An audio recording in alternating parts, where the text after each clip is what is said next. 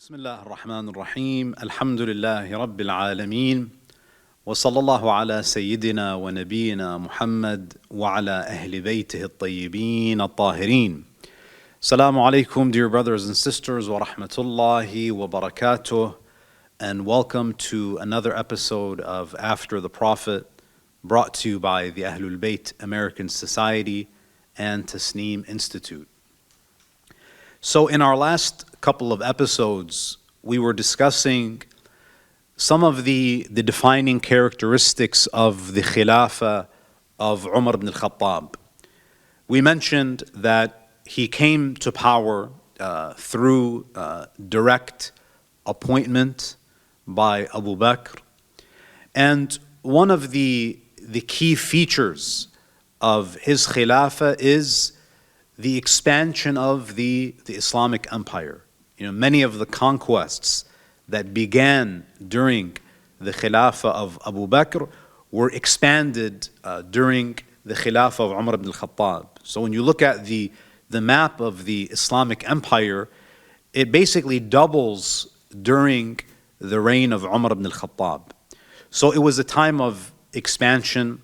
It was a period where the Muslims were introduced to enormous amounts of wealth in the form of taxation, in the form of spoils of war, and so on. So the Muslims now in Medina and in other parts of the empire, they're enjoying a level of affluence that they had never experienced before. Now, in addition to the expansion of the Islamic empire and the various conquests, as we mentioned in our last episode, the Khilafah of Umar ibn al-Khattab was a period that was rife with bid'ah and innovations. And you find that some of the innovations that were introduced by Umar ibn al-Khattab that did not exist during the time of the Prophet, nor during the period of Abu Bakr's Khilafah, was, for example, Salatul Taraweeh, in the way that it's prayed today. This was introduced during the Khilafah of Umar ibn al-Khattab. He essentially saw that in the month of Ramadan, believers were scattered. Some were praying, some are in ruku' and sujood. So in an effort to unite them in worship, he introduces this innovation. And when he's questioned about it, when he's told that this was something that was not practiced during the time of the Prophet, he refers to this new policy as a good innovation. Now, in addition to Salatul Taraweeh, as we indicated in our last episode, he also bans certain things that were practiced during the time of the Prophet, namely mut'atun nisa, the temporary marriage. And because of isolated incidents where individuals were abusing the mut'a marriage, he ends up abolishing the institution of mut'a. He also bans mut'at al-hajj. But perhaps one of the most dangerous policies that was introduced was the prohibition of writing and transmitting the ahadith of the Prophet. And we mentioned that there were a number of prominent Sahaba who were detained and who were punished for spreading the ahadith of the Prophet. We mentioned that the likes of Abu Hurairah, for example, was threatened by Umar, that if he does not stop narrating the ahadith of the Prophet, Umar threatens to exile him back to his homeland. So, in a nutshell, that's what we've covered so far in terms of the Khilafah of Umar ibn al-Khattab. Now, in this episode, what I'd like to do is I want to speak about a very sensitive issue that occurred during the Khilafah of Umar ibn al-Khattab, specifically a marriage that took place during this period.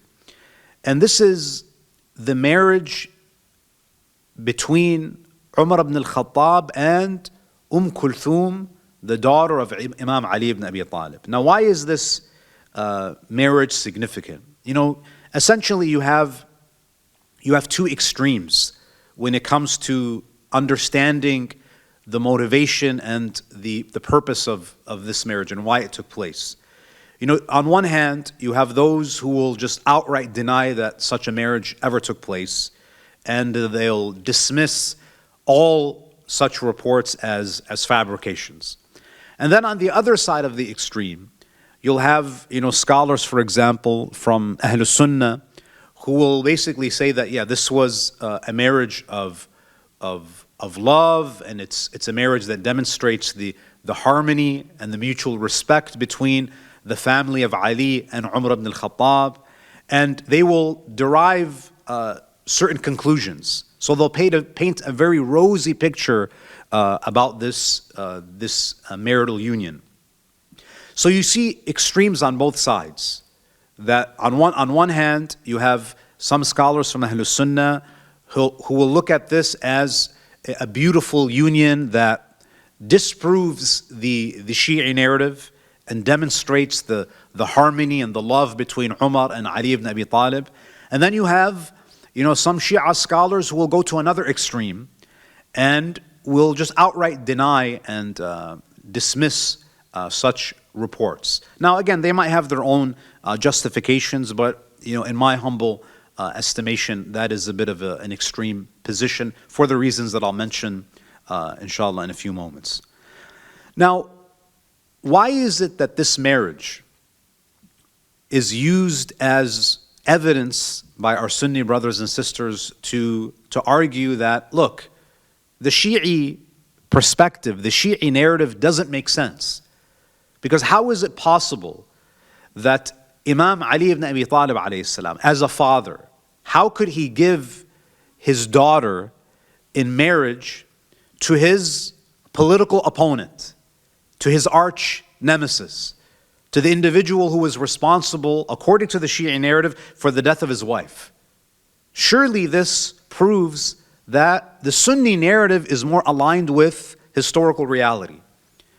Especially when you consider the plethora of prophetic traditions that advise fathers and parents on who to give your daughter to in marriage. So for example, we have a hadith from the Prophet ﷺ, which is reported in both Sunni and Shia hadith collections. قال رسول الله صلى الله عليه وآله إذا جاءكم من ترضون خلقه ودينه فزوجوه.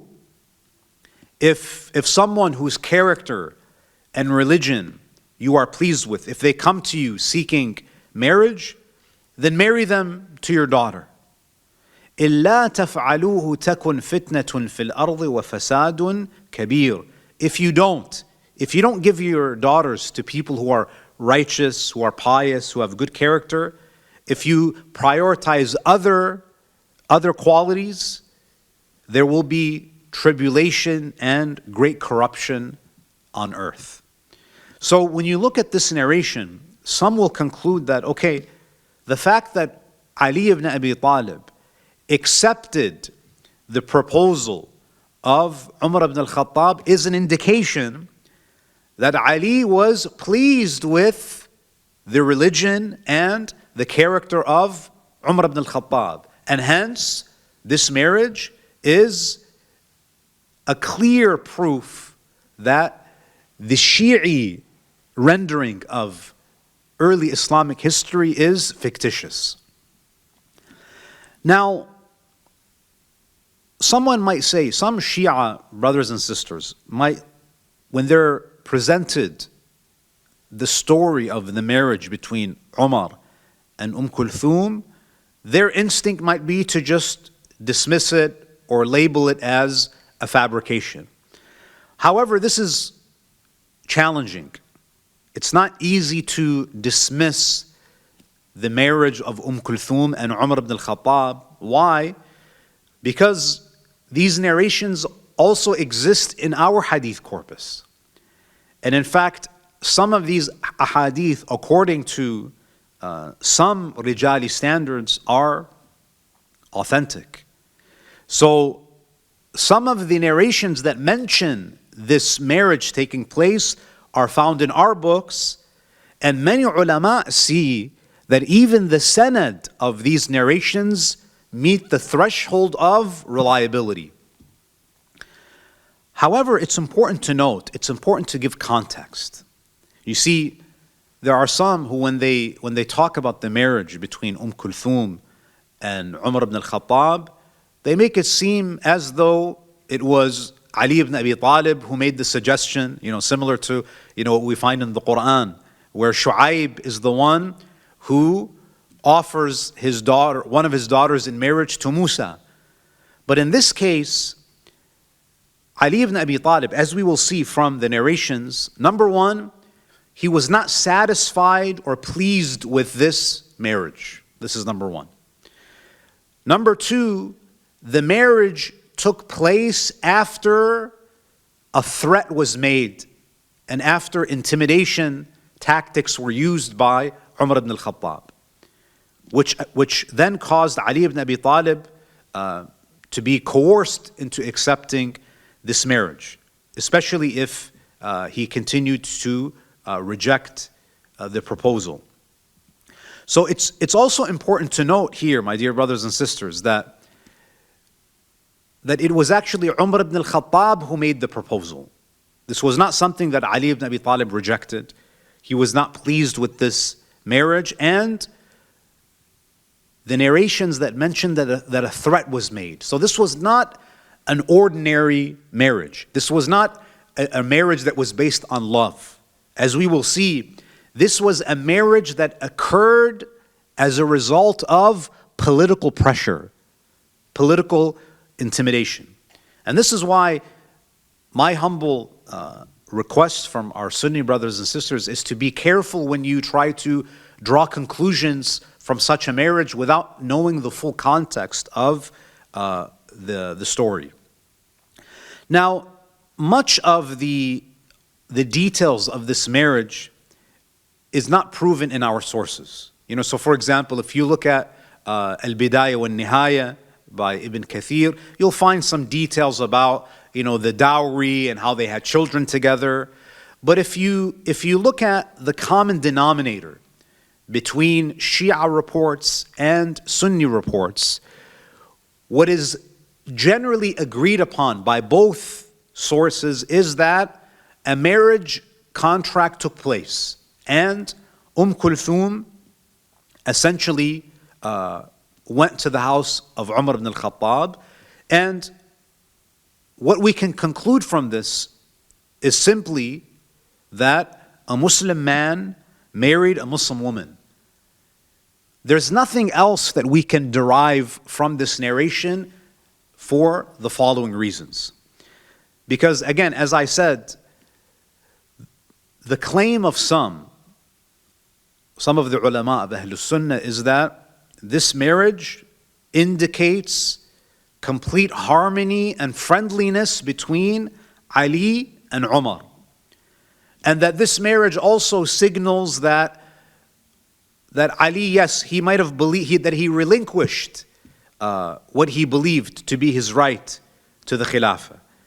And this marriage is also an indication that he saw Umar as being deserving of the Khilafah, that his Khilafah was legitimate because of the authorization of this marriage.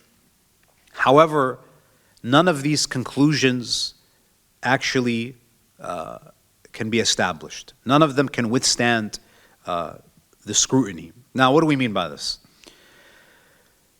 Number one, as I mentioned, if it was Ali ibn Abi Talib who proposed, like the case of Shu'aib in the Quran, yes, there would be a stronger argument because the proposal is coming from the father. But in the case of Kulthum, the idea of marrying her did not come from Ali. It was not Ali who approached Umar and said that, I would like to give my daughter to you in marriage. In fact, some of the wives of the Prophet became the wives of the Prophet because of the suggestion of the fathers. But with Ali, this was not the case. So it was Umar who proposed. And this proposal is not coming from an ordinary individual. It's coming from the Khalifa. It's important to keep all of these elements in mind. Now, of course, rejecting a proposal from an ordinary person does not have the same consequences and implications as rejecting the proposal of the Khalifa. I think we all intuitively understand that. Furthermore, what we can use as further proof that this marriage doesn't signify harmony and friendliness between Ali and Umar is that Ali ibn Abi Talib did not accept his proposal merely upon his approach. So initially there was a rejection. And as we will see, Ali later delegates the matter of Kulthum's marriage to his uncle Al-A.B.A.S ibn Abd al-Muttalib. So all of these elements essentially negates what others wished to derive from this marriage. So it was Umar who proposed. Umar is the Khalifa. He knows that he has leverage, right? There's a power differential there. Number two, Ali rejects the proposal. A threat is made, and the issue of her marriage is handed off to Al-A.B.A.S ibn Abd al-Muttalib. So when you look at the narrations, as I said to my Shia brothers and sisters, we have to be careful before we dismiss any report as a fabrication or a distortion, as a forgery. The issue of the marriage of Umar and Kulthum is mentioned in Kitab al-Kafi. So this is not a riwayah that's mentioned in, some ambiguous source. It's mentioned in Kitab al-Kafi with a reliable chain, again according to some standards of Rijal, from Zurara ibn A'yan, who is one of the most esteemed students of Imam al-Sadiq. Now regarding the marriage of Kulthum to Umar, Imam al-Sadiq, what does he say? How does he explain this marriage? He says, إِنَّ ذَلِكَ فَرْجٌ غُصِبْنَا. He says that was a private part that was seized from us by force. Imam al-Sadiq, he describes this marriage as a type of ghasb, a type of usurpation, a marriage that occurred as a result of coercion. So this is one narration. So from this narration from Imam al-Sadiq, we get this. It's explicitly mentioned that this was not a marriage that occurred under normal conditions. It was ghasb. We have another narration, so a second narration that we have in Kitab al-Kafi from with a reliable chain of transmission from Hisham ibn Salim, another prominent companion of Imam al-Sadiq. Imam al-Sadiq, when speaking about this marriage, what does he say? He says that when Umar ibn al-Khattab came forward and proposed to Kulthum, Amir al-Mu'mineen alayhi salam, what does he say to Umar? He declines. He says, "Innaha sabiyya." She is a young girl. Now, if any of us, are familiar with, how we politely decline people, usually we'll say that, she's still in school, she's too young. This is exactly what Amir al-Mu'mineen does. He tries to politely decline. He doesn't give him the real reason, because again, Umar is the Khalifa, he has immense political power, and to avoid, further hostility, Amir al-Mu'mineen says, "Innaha sabiyya." So Umar ibn al-Khattab, of course, he's frustrated over the fact that his proposal was rejected. He goes to Al-A.B.A.S ibn Abd al-Muttalib. He goes to the uncle of Imam Ali ibn Abi Talib, the uncle of the Prophet. And he goes to him and he says, "Mali A.B.A.S. What's wrong with me? Essentially, why did Ali reject my proposal? Is there something wrong with me?" So Al-Abbas, he asks Umar, what happened? What's the story? Umar ibn al-Khattab, again, I'm reading to you verbatim from Kitab al-Kafi. Umar says to Al-Abbas, خَطَبْتُ إِلَى ابْنِ أَخِيكَ فَرَدَّنِي. He says, I proposed, to the daughter of your nephew. I came to Ali with a proposal, فَرَدَّنِي. What does that mean? فَرَدَّني means he rejected my proposal. He turned me away. So this challenges, the Sunni narrative that, look at this marriage was a sign of the love and the mutual respect. Amir al-Mu'mineen, he rejected the proposal. And then what does Umar say? And this is very, very important. He then tells Al-Abbas, أَمَا وَاللَّهِ لَأُعَوِّرَنَّ زَمْزَمْ. He says, by Allah, I will destroy Zamzam.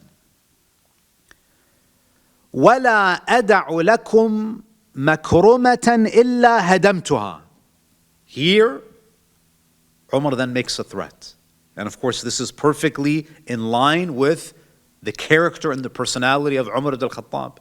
He was making threats, during the lifetime of the Prophet. Whenever he saw something that displeased him, he threatened to burn the house of Sayyidah Fatima. If he threatened to burn the house of Sayyidah Fatima alayhi salam, what's left?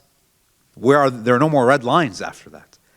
So then he number one, he threatens to destroy Zamzam. Perhaps the Ahlul Bayt had a role in distributing the water of Zamzam. In any case, he makes a threat. And he says, I will demolish every honor you have. Basically, this is a direct threat from Umar to Al-Abbas, to Bani Hashim, to the family of Ali, that I will destroy you people. I will destroy every honor that you have. And then he becomes a bit more specific with what he intends to do if Ali ibn Abi Talib doesn't acquiesce.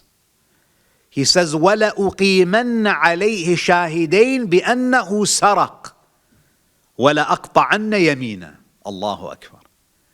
He says, and I will bring 2 witnesses to accuse him of theft, to accuse Ali of theft, and I will cut off his hand. So, when people talk about this marriage, if you want to argue, if our Sunni brothers and sisters want to argue that this marriage was a sign of the mutual respect, you also have to look at what our sources say. Because our sources also give important context. You cannot argue with Shias by just bringing a hadith from your sources. In our sources, there was a threat. So Al-Abbas, he comes to Ali ibn Abi Talib and he informs him.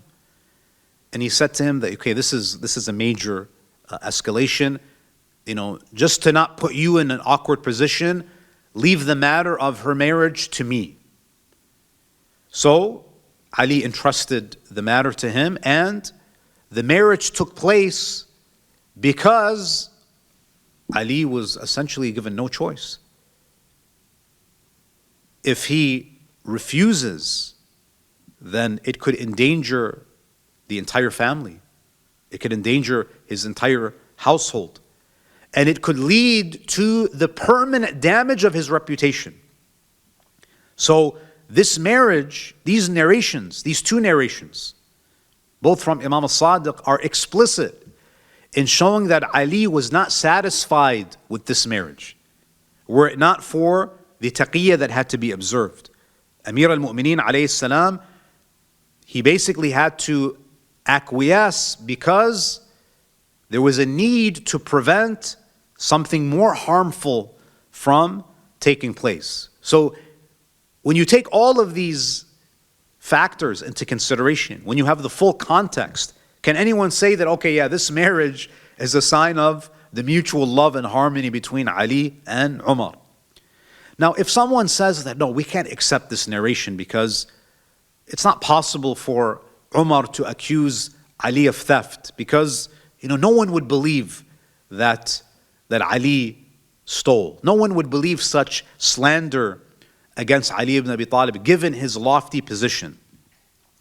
Now, it's important to remember that many of the Muslims, many of the newcomers to Islam, they don't really like Ali ibn Abi Talib. They harbor resentment in their hearts towards Ali. Why?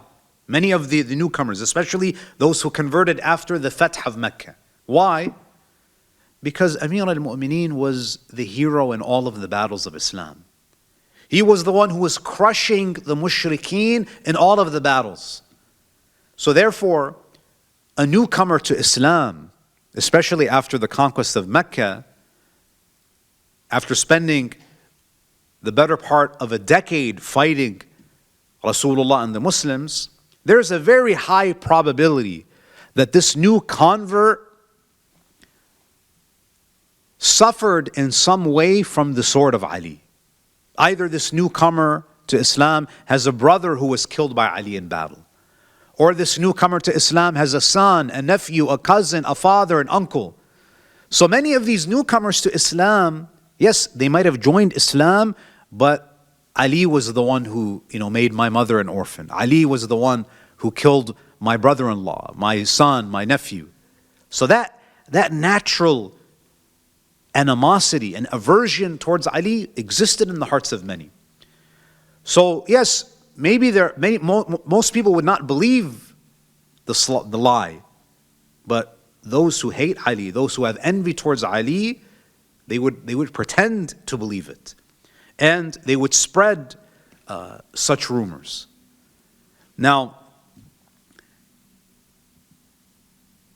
of course, Umar ibn al-Khattab, it would be very unlikely that he would directly accuse Ali of theft. And in fact, because he's very politically savvy and shrewd, he might even appear to publicly defend Ali ibn Abi Talib. But if two people come forward and say that we witnessed Ali steal something, Umar ibn al-Khattab would be forced to implement the had of theft, which is to cut off the tips of the fingers.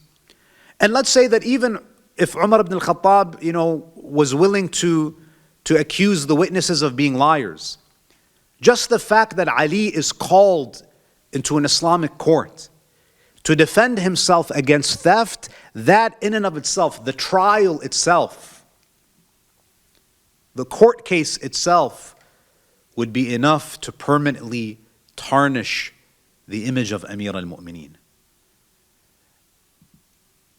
Now, of course, the munafiqeen, those who have a disease in their hearts, the moment such an accusation is made, they would spread that slander. And even if it's proven that it was a fabrication, there would be some who believe it, some who reject it. The point is that the waters would be muddied. And this is how the munafiqeen used to operate even during the time of the Prophet. If you look at Surah An-Nur, Allah tells us about the accusation of adultery that was leveled against one of the wives of the Prophet. And had it not been for the Quranic revelation declaring her innocence and cutting off the munafiqeen, this slander would have remained in the hands of history, where some would have denied it and others would have affirmed it. Allah subhanahu wa ta'ala tells us that the munafiqeen, they love to spread slander. In Surah An-Nur, Allah subhanahu wa ta'ala says in ayah 19, إِنَّ الَّذِينَ يُحِبُّونَ أَن تَشِيعَ الْفَاحِشَةُ فِي الَّذِينَ آمَنُوا لَهُمْ عَذَابٌ أَلِيمٌ فِي الدُّنْيَا وَالْآخِرَةِ. Indeed, those who love that immorality should spread among the believers will have a painful punishment in this world and the hereafter. So there were some among the Muslims who are always looking for juicy gossip. And Umar ibn al-Khattab was aware of this. And hence, when he makes the threat to al-A.B.A.S saying that I will find people to accuse him of theft, even if he tries to play the good guy and the one who's trying to defend Ali and exonerate Ali, the fact, just the image of bringing Ali in for interrogation for the crime of theft would permanently damage his image and his reputation. It would cause great harm to the status of the Ahlul Bayt. So the Imam alayhi salam, he has a duty and a responsibility to protect the sanctity of the position of Imamah. So Amir al-Mu'mineen alayhi salam was aware of what the situation would lead to if Umar proceeded with his threat. If Ali continued to refuse the proposal, the threat would have materialized. And this is what Imam al-Sadiq means when he says ذَلِكَ فَرْجٌ وَصِبْنَا, that was a private part that was usurped. Ali was coerced into this. So if someone asks, well, how could Ali accept to marry off his daughter by force? Isn't one of the conditions of a valid marriage the consent of the father? Because the non-Shi'as will say that, okay, if Ali did not consent, that means you're accusing Ali of facilitating zina, wal-'iyadhu billah, or that Kulthum engaged in an invalid marriage with Umar ibn al-Khattab. What is the response? The response is that number one, if it were truly fornication and this marriage was not valid, then the sin would be on the one who committed the coercion, not upon the person who was coerced. Furthermore, coercion here is not the type of compulsion. It's not ijbar. It's not the type of ijbar that invalidates a marriage contract. Rather, it's Ali accepting without desire. He agrees to it even though he doesn't like it, in order to prevent a greater harm. So Ali could have rejected the marriage proposal, but he knew that rejecting it would bring greater harm than accepting the marriage. So his acceptance was a choice, yes, but one that was made to prevent a greater harm than the harm of acceptance. So this is very similar. We actually have a Quranic example of a father accepting a marriage to take place even though it's not an ideal situation and it's being done to prevent a greater harm. So if you look at the Quran, Allah subhanahu wa ta'ala tells us about Prophet Lut alayhi salam. In Surah Hud, ayah 78, Allah says, وَجَاءَهُ قَوْمُهُ يُهْرَعُونَ إِلَيْهِ. And his people, the people of Sodom and Gomorrah, the homosexuals of his community, when they saw the guests of Lut, who were basically angels in human form, they were very handsome men. In reality, they were angels. When the community of Lut, when they saw these handsome men entering the house of Lut, they rushed. They rushed to the house.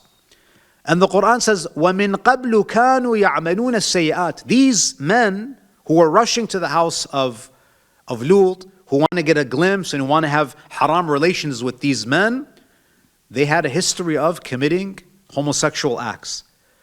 قَالَ يَا قَوْمِ هَؤُلَاءِ بَنَاتِي هُنَّ أَطْهَرُ لَكُمْ. Lut, he says, "O my people, these are my daughters. They are pure for you." What does Lut do? He offers his daughters in marriage to the corrupt people of his community. فَاتَّقُوا اللَّهَ وَلَا تُخْزُونِ فِي ضَيْفِي. So fear Allah and do not disgrace me concerning my guests. أَلَيْسَ مِنْكُمْ رَجُلٌ رَشِيدٌ.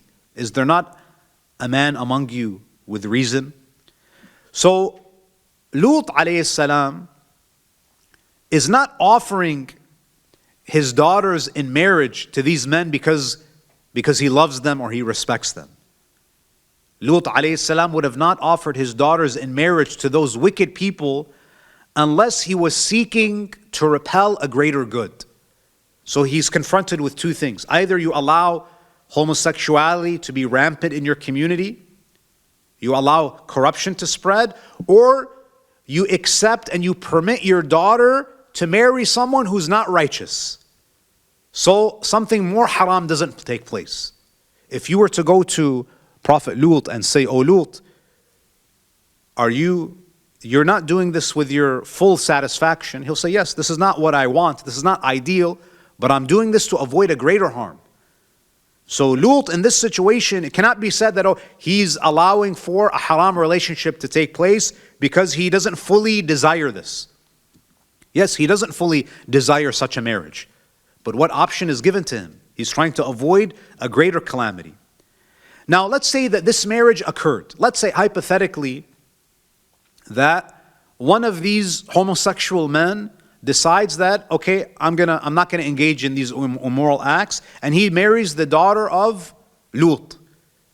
Is it rational for someone to say that, look at the love and the mutual respect that Lut has for this person who used to be a homosexual?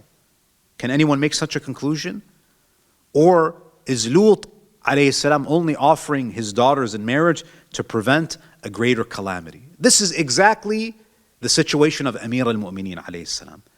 If he rejects the proposal, it's going to lead to a greater disaster. It's not ideal for him to accept that this marriage is going to take place, but he does to prevent a greater harm. So when we have all of the facts, when we have the full context, no rational person can say that this marriage between Kulthum and Umar ibn al-Khattab signaled the friendly relationship and mutual respect between Umar ibn al-Khattab and Ali ibn Abi Talib, and that it meant that he was relinquishing his right and he recognized the legitimacy of Umar ibn al-Khattab's khilafah. None of that holds water. And of course, the narrations tell us that after the death of Umar ibn al-Khattab, Amir al-Mu'mineen alayhi salam goes to the house of Umar and basically he brings his daughter back home. So inshallah, in our upcoming episodes and our subsequent episodes, we'll speak about the end of the khilafah of Umar ibn al-Khattab and the formulation of the Shura Council that led to the appointment of Uthman ibn Affan, and we'll look at the role that Amir al-Mu'mineen alayhi salam played in those events. Thank you so much, brothers and sisters, for tuning in once again. Wassalamu alaikum wa rahmatullahi wa barakatuh.